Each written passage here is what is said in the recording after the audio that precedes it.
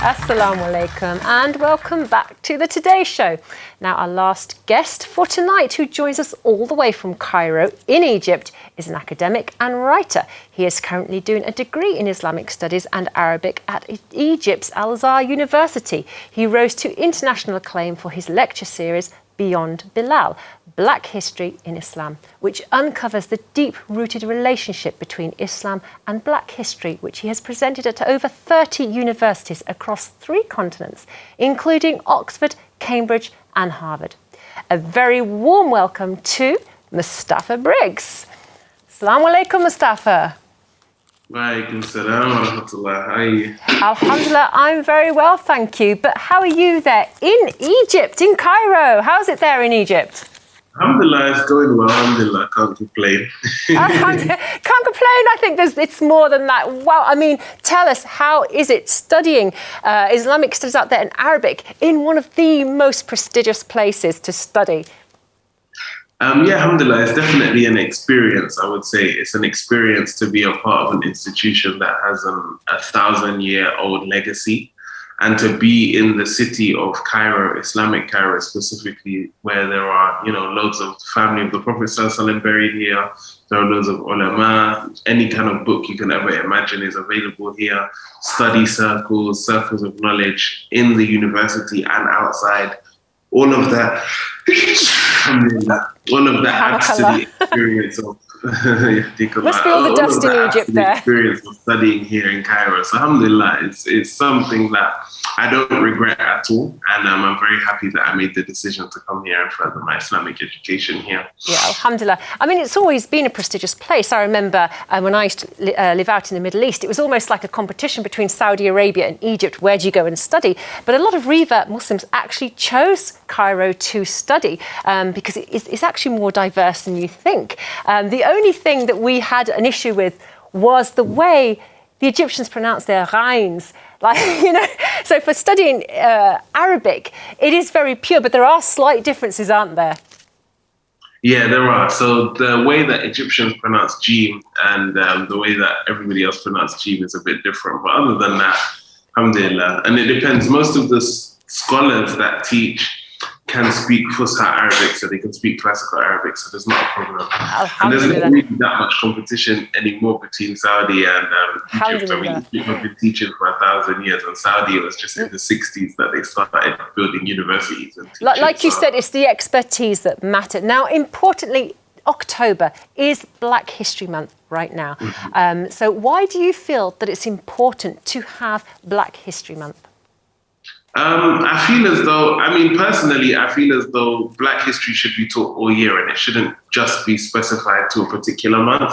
But it's something that maybe a lot of people forget about and a lot of people overlook. So it becomes important then for people to have a specific month to highlight Black history and the contributions of Black people to the world and to Islam. But personally, I feel as though Black history should be taught and celebrated every day of the year, not just in October. And why do you feel that it's important to young Black Muslims as well in this country? I feel as though a lot of young Black Muslims, there's been a common sentiment that they feel victims of discrimination, victims of racism, victims of colorism. I mean, just a couple of years ago, there was a series on YouTube called Being Black and Muslim.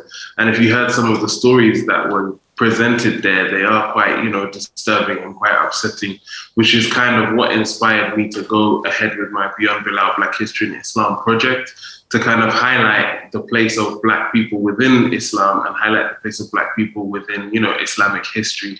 Just because, unfortunately, the culturally influenced racism that Black people receive from other members of the Muslim community, be it the Asian community or the Arab community, has resulted in the need for Black Muslims, a lot of them feeling as though they don't really have a place within the ummah or within the religion. And so these kind of efforts in terms of educating people and highlighting, I feel, become very important at this stage.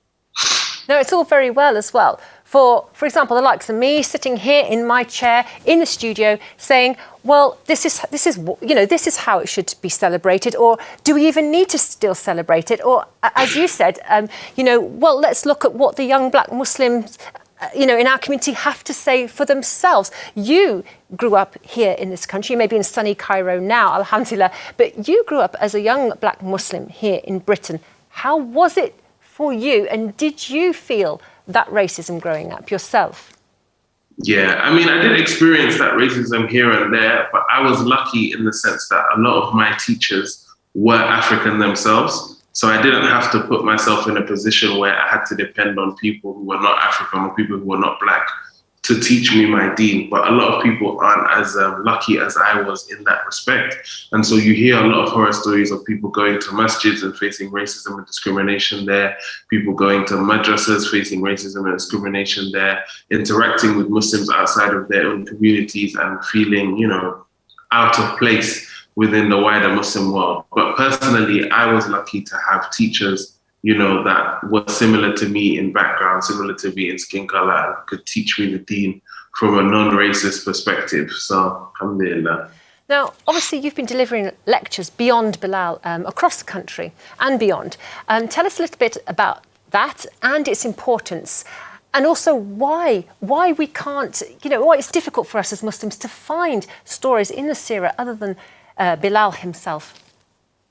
Yeah, so Beyond Bilal essentially began as a result of, it was a reaction to, first of all, the anti-black racism that Muslims face, and then highlighting the hidden history of Muslims beyond Bilal. And I feel as though I called it Beyond Bilal because whenever we come into contact with talks around racism or anti-blackness within Islam and the Muslim community, people always say, there's no racism in Islam. Bilal was the first mu'adhin. Or when you ask to name a black figure, an important black figure in Islamic history, it's always usually Bilal and then never anybody beyond him. Whereas we have authentic reports, in the Quran, in the Hadith, in the Seerah, of black people before and after Bilal who made amazing contributions to Islam and to Islamic history. And so my book and my research was just to highlight that hidden aspect. And I feel as though it's all part of a whitewashing of history in general, but Islamic history specifically. So if we look at, for example, Hollywood, all of the ancient Egyptians, movies about ancient Egyptians who we know are an East African people similar to the Ethiopians, the Sudanese, the Somalis that we see today, the ancient Egyptians who actually built the pyramids, not the modern day Egyptians who are the result of Roman and Greek and Arab and Turkish intermixing, were originally black. But if we go to the Hollywood depiction of them, they're always usually whitewashed. The same thing with the early Arab community. If we look at, for example, movies like The Message, the people that they chose to play Arabs were all Anglo-Saxon or Caucasian. So there's this agenda throughout history to kind of whitewash history and not take the contributions of black people and darker skin and actually, that's a very important thing that you say, because that's not just hearsay, is it? Because they did actually discover the remains and bones of an African lady in Britain, right? That she would have been from the Roman times, and she was called the Bangle Lady. You may have heard this yourself. And it proves that even since the Roman times, there were West African people here in Britain, which, as you have said, have been whitewashed and that we very rarely see, in films or talked about in history. Now, also, you have a book coming out, something very exciting. Tell us a little bit about that. So all of the information that I provide in my presentations and in the lectures that I give at all these different universities have all been compiled in this book. And the book is called Beyond Bilal, Black History in Islam. It was meant to be available this month, but there's been a delay in editing, but it should be available, inshallah, before the end of the year. It was available for pre-order. Anyone that follows me on social media or checks me out on the internet will be able to pre-order it.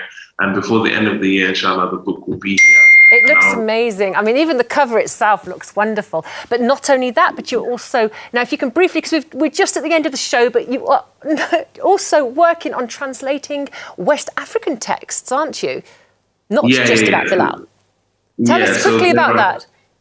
So there are a lot of West African Islamic texts that have not been translated in English, and it's our contribution to, Islamic history and Islamic culture and civilization that's often been overlooked from the West African side. And so my next project is working on translating these books. Beyond Bilal is just the gateway project, and then after that, inshallah, every year you should see some kind of book from me, inshallah. Inshallah. Well, you know what? That's an amazing feat. I mean, I wish I could just write one book, let alone keep, writing books. MashaAllah, but you're doing an amazing job. It's been absolutely wonderful hearing all about, not just Bilal, beyond Bilal as well, but also about, as you said, there are other, black Muslims in our history that we need to know about. And thanks to you, inshallah, you are discovering all this because, as you said, you'll reread. It's not that it's not there in the history, but as I said, it's the access that we haven't been given up until now. And so that's hugely, hugely important. And of course, in October as well, Black History Month, very, very important to learn about that. Now, obviously, Black History Month last year, we had the Black Lives Matter movement as well. And so it goes beyond just this one month. It is obviously something that is carrying on throughout. So thank you so much. A huge thanks, in fact, to all our guests for joining us this evening. It's been great having you on the show.